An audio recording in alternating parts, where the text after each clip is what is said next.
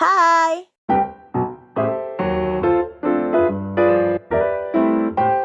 Assalamualaikum warahmatullahi wabarakatuh. Perkenalkan, nama saya Cherly Morin. Di sini saya akan menjelaskan tentang Jadi di sini saya dapat tugas dari ibu dosen pembimbing saya, yaitu Ibu Engla, untuk ini kita dari mata kuliah Sistem Informasi Keperawatan.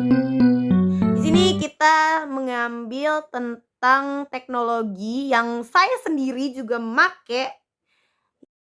Itu tuh adalah penggunaan aplikasi mobile di sini, SDKI, SLKI, dan SIKI untuk meningkatkan efektivitas peran perawat by saya sendiri, yaitu Cherly Morin.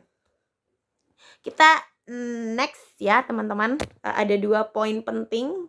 Yang pertama adalah itu ada perkembangan teknologi. Kita akan membahas perkembangan teknologi karena ini adalah sistem informasi keperawatan. Kita lanjut ke digitalisasi di bidang keperawatan.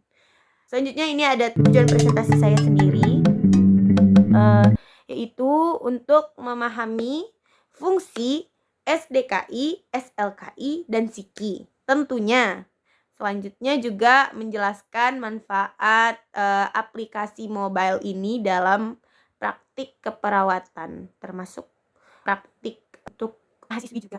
Karena ini penting, karena menurut saya sangat bermanfaat ya ibu-ibu dan teman-teman serta rekan-rekan yang menonton. Nah, selanjutnya ini ada definisi SDKI, SLKI, dan SIKI. Seperti yang sudah kita pelajari sebelumnya, SDKI itu adalah standar diagnosa untuk mengidentifikasi masalah keperawatan atau masalah pada klien.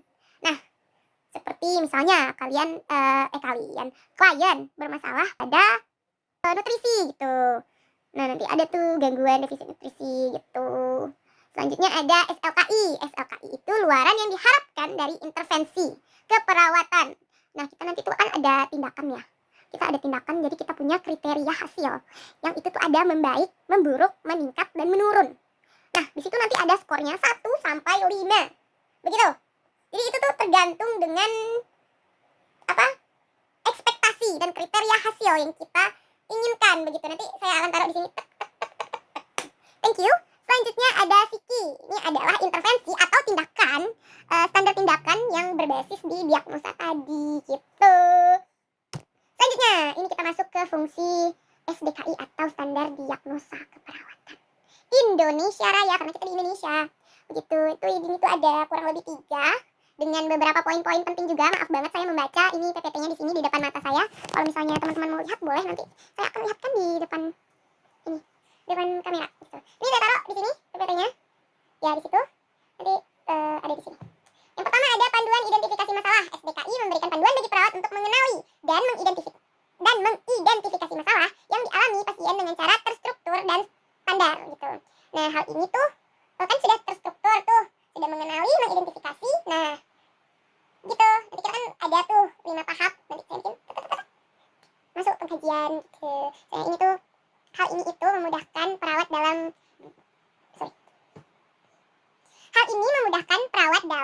dua hal, yaitu memahami kondisi pasien dan pendeteksian dini masalah klinis. Nah, kalau kita kan sebagai perawat nih, jadi kalau misalnya kita sudah tahu diagnosanya, jadi kita tuh bisa menilai tanda dan gejala pasien, serta kita bisa mengaitkannya ke diagnosa yang sudah tepat gitu. Kalau misalnya pendeteksian dini masalah klinis ini itu untuk memfasilitasi perawat dalam mendeteksi masalah yang mungkin tidak langsung terlihat. Nah, jadi ini juga untuk mengurangi resiko kelalaiannya. Misalnya kayak kita pasiennya misalnya ada risiko shock misalnya karena pasien setelah jatuh gitu kan, atau misalnya pasien kena trauma. Nah, itu kan ada tuh risiko shocknya. Nah, selanjutnya yang kedua ada standarisasi diagnosa. Ini akan aku tetap taruh di sini, jangan komen ya teman-teman. SDKI ini memungkinkan perawat untuk menggunakan diagnosa keperawatan yang sudah terstandarisasi yang mengarah kepada akurasi pencatatan yang mengurangi potensi kesalahan dalam penulisan diagnosa yang biasa terjadi jika perawat mengandalkan ingatan atau pengalaman pribadi gitu. Kalau misalnya kita punya aplikasi ini gitu kan, kita kan ngeliat tuh, kita kan ngeliat nih, pasien ini nih kena ini nih. Nah, dengan adanya aplikasi yang saya bahas di sini, kita bisa langsung lihat tuh, oh iya ini ya ternyata, karena ini juga offline. Nah, nanti kita jelaskan di selanjutnya ya. Ini juga ada komunikasi yang efektif, lalu ada penyusunan rencana perawatan dengan adanya standar diagnosa gitu. Selanjutnya ada ada meningkatkan kepercayaan diri perawat untuk perawat sendiri. Selanjutnya ada meningkatkan kualitas pelayanan karena kita sudah tahu nih diagnosanya apa. Selanjutnya yang terakhir ada peningkatan profesionalisme. Karena kita pakai itu kan, karena kita pakai SDKI, jadi kita kayak menunjukkan keterampilan yang lebih baik gitu. Jadi pemahaman kita lebih baik tentang kondisi pasien. Next, kita lanjut ke SLKI atau Standar Luaran Keperawatan Indonesia. Bam. Nah, di sini ada panduan dengan hasil yang diharapkan. SLKI berfungsi sebagai panduan untuk merumuskan luaran yang diharapkan dalam setiap intervensi keperawatan. Yang fokus utamanya adalah memastikan bahwa perawat memiliki hasil yang dapat diukur dan terstandar untuk mengevaluasi efektivitas perawatan. Nah, di sini tuh ada dua poin penting juga, yaitu klarifikasi tujuan keperawatan. Yang selanjutnya ada fokus pada aspek klinis yang terukur. Maksudnya adalah yang pertama ini, SLKI itu membantu perawat menetapkan tujuan perawatan yang jelas, spesifik, dan terukur berdasarkan masalah yang teridentifikasi. Seperti yang sudah saya sebutkan tadi, seperti misalnya pasien kena trauma gitu misalnya. Jadi pasien kita kan, apakah pasien tuh ada risiko shock misalnya. Kalau risiko shock kan ada beberapa tuh intervensi, kriteria hasil gitu yang akan dipenuhi, yaitu ini singkirin dulu, langsung ini. Selanjutnya ini ada juga fokus pada aspek klinis yang terukur. Nah, kayak kena trauma tadi kan pasti ada nyeri ya, namanya kita kena trauma begitu ya. Pasti kan ada nyeri. Nah, itu juga ada tuh kayak penurunan nyeri, atau misalnya ada tuh yang satu nyeri meningkat gitu kan.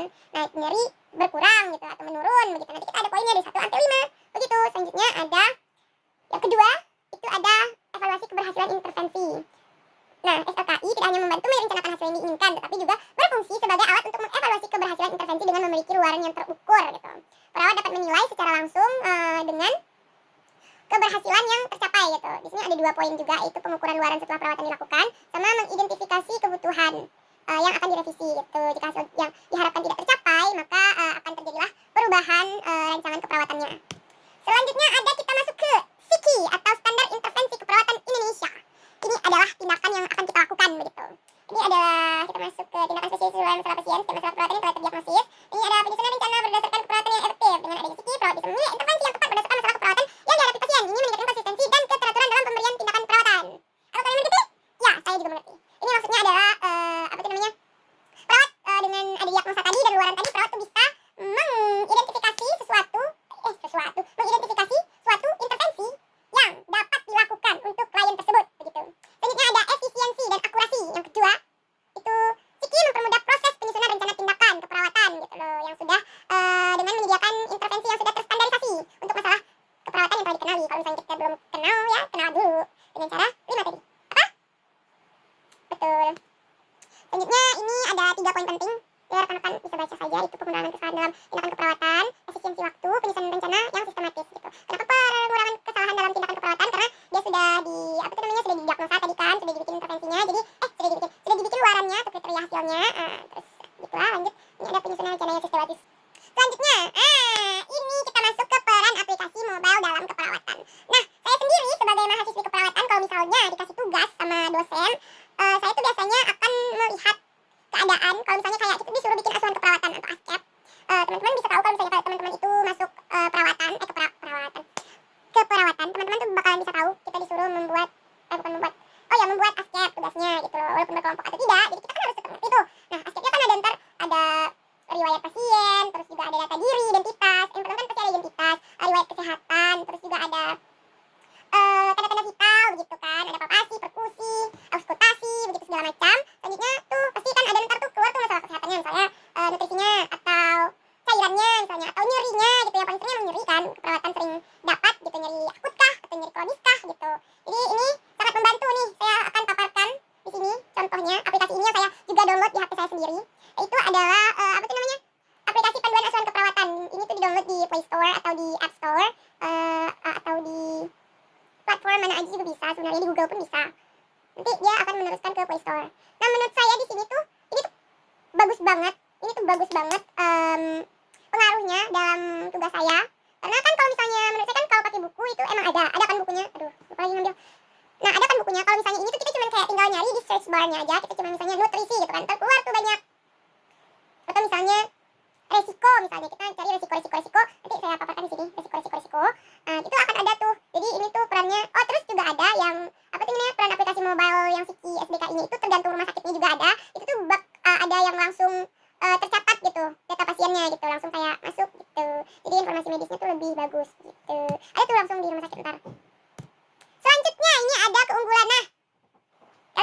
teman-teman di sini. Nah, teman-teman bisa lihat kan di sini, ini ada contoh aplikasinya. Jadi tuh dari ini HP saya ya. Ini saya screenshot lalu saya tempelkan. Nah, di sini itu ada keunggulan penggunaan aplikasi mobile begitu. Cepat dan hemat waktu. Karena kalau misalnya di buku kan kita kan balik-balikin buku. Bagus, cuman kan lebih baik kalau misalnya sekarang sudah ada teknologi yang berkembang ya, teman-teman. Jadi saya pribadi lebih suka dicari dengan handphone gitu. Tapi emang minusnya handphone kita tidak boleh mati baterai atau lowbat atau rendah baterai. Iya, karena kalau misalnya lowbat kan juga lucu ya. Terus juga selanjutnya ada meningkatkan kualitas dokumentasi, ini tuh buat rumah sakit, koordinasinya juga lebih baik. Nah, yang saya sangat pluskan di sini adalah keunggulannya itu saya merasa lebih hemat waktu. Saya sendiri kan sebagai perawat pemula, mahasiswi keperawatan atau nursing student, menurut saya itu sangat membantu karena itu juga ada nih, langsung ada langsung ada konsep diagnosa keperawatan, konsep keluaran keperawatan dan intervensi. Nah, jadi itu beneran gak ada bedanya sama sekali dengan yang ada di buku gitu loh. Nah, ini kita sekilas ya tentang aplikasi ini. Tapi saya sekilas dulu, baru keunggulannya. Ini sekilas, ya udah, gak apa-apa. Tidak apa-apa. Gak apa-apa. Nah, ini tuh dari websitenya ya, saya ambil rekan-rekan. Jadi bukan gimana-gimana. Jadi ini saya beneran ambil dari websitenya. Itu menurut dia, mereka itu menyediakan aplikasi berbasis web dan mobile tuh untuk membantu perawat, mahasiswa keperawatan dan profesional dalam belajar serta menerapkan asuhan keperawatan dengan lebih mudah. Dengan fitur utamanya mencakup SDKI, SLKI, dan SIKI serta standar peraturan operasi atau SPO, pencarian cepat antar muka ramah pengguna dan tanpa iklan. Nah, ini tanpa iklan, ini premium ya teman-teman. Kalau misalnya kalian mau tanpa iklan, ya premium. Tapi saya juga bayar sih, ini 73.000. Ya, saya membayar 73.000, sedih banget, tapi udah gak apa-apa. Serta ini kompatibilitas dengan Android dan iOS. Testimoni pengguna tuh sudah ada banyak pengguna yang memberikan 5 bintang, termasuk saya juga, karena ini sangat membantu saya dalam mengerjakan asuhan keperawatan ya, teman-teman. Nah, ini manfaat bagi perawat. Nah, ini karena kita membahas tentang teknologi, kita harus ada manfaatnya juga kan ya. Betul apa betul? Betul. Nah, di sini ada bagaimana teknologi membantu perawat menjalankan tugasnya. Nah, di sini ada efisiensi kerja, mempermudah akses ke panduan SDKI, SLKI, dan SIKI dan SPO untuk penerapan asuhan keperawatan seperti saya bilang di depan tadi. Itu adalah manfaatnya untuk kita semua.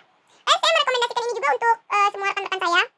Bagusnya di-download juga rekan-rekan, walaupun membayar 73.000 itu untuk sampai HP kalian itu juga gak bakal itu, sampai email kalian juga tidak akan itu, terus belajar cepat dan kompatibilitasnya lagi seperti yang tadi. Apakah ada pertanyaan rekan-rekan? Terima kasih banyak. Wassalamualaikum warahmatullahi wabarakatuh. Bye semuanya, see you on the next video. I hope you are understand about my video, and don't forget to like, comment, and subscribe. Of course, because my subscribers just is 5 people, so you need to subscribe and liking it and comment it, because it's gonna make me feel so happy and so proud of myself, and I would really appreciating myself. Terima kasih. Wassalamualaikum warahmatullahi wabarakatuh. Bye bye. Sampai jumpa di video selanjutnya.